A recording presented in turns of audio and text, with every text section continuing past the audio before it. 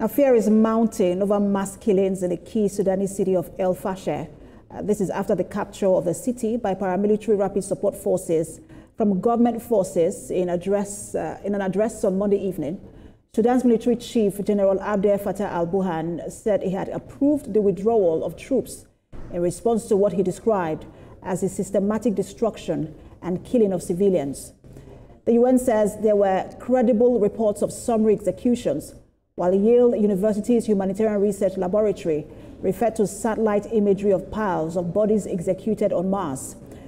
Despite evidence presented by the UN and human rights organizations, the RSF has denied the allegations of killing civilians and targeting non-Arab ethnic groups.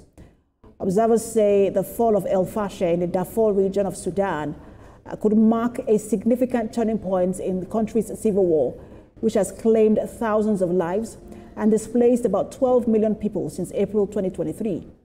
For 18 months running, RSF fighters had been besieging El Fasher, trapping thousands of civilians in the city, causing food shortage and a hunger crisis.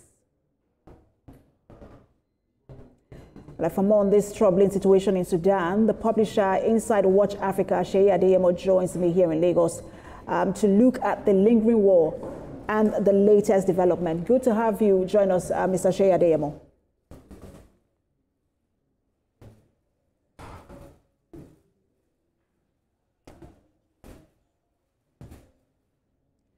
Mr. Adeyemo, I just want to be sure that you can hear me. Thanks for joining us. Okay, yes, I'm back. Sorry, I don't know what happened to the network. It just went off, but I'm back now.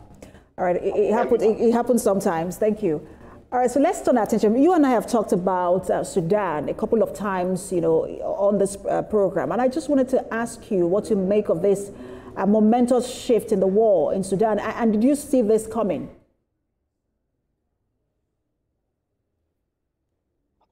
Okay, unfortunately, it seemed to me that we're getting to a point of no return. And what I mean by that is, so both parties have a claim of legitimacy. Both parties have a claim of the future, or they're fighting for the future of Sudan. And so it becomes more difficult for you to bring this kind of parties to the table, because both of them have some sense of they're fighting for their people. Whether it's the RAF or the SAF, both of them have a sense of fighting for their people, and that is a major problem. So, in my opinion, we need an external and forceful party, not one that will just stop, but one that is ready to give consequences. In other words, if necessary, both parties, if they do not adhere to the agreements they come to at the end of it. And I like that you mentioned... so how that can be done... Please go ahead. Well, no. My problem is how we can get that done, because we have had situations where the UN, the AU have come to the table and they talk and they were unable to, give sanction or sort of punish both parties when they do not adhere to what they were expected to adhere to. Even the US, when they came with the Jeddah thing, they also were unable to take very stringent decision on the decision they came out. So my worry is, so where else do we run if these parties are unable to take decisions on punishing the erring party? But the erring parties, doesn't that just go beyond the RSF and the SAM? Because you mentioned external parties, and we know that this war has lingered just because of external parties. Both sides are accused of being supported by foreign actors. Can you end this war without a sanction on who those foreign actors are? It is, again, that's why I said it's a very difficult war to deal with, because so the accusations that their neighbors are into it because of the gain of the fact that they are benefiting from the arrangement as regards trade and all of that. But truth is, right now, people are dying on a daily basis. More people are dying. And at the end of the day, it is the civilians that are suffering, mostly women and children. And in my opinion, if we're not careful, as we have been warned severally by all the people who are providing aid and all that, we're closely moving to a failed state, and that will be a calamity if it eventually happens.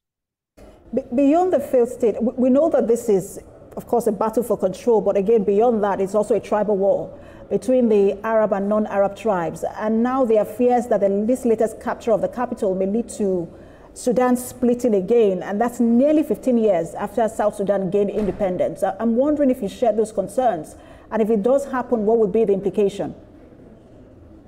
I share the same concern because, you see, which is why this war is also very dire, because it's also treading on, ethnicity. And whenever you have that, the emotions are usually very high. We all talk about the united we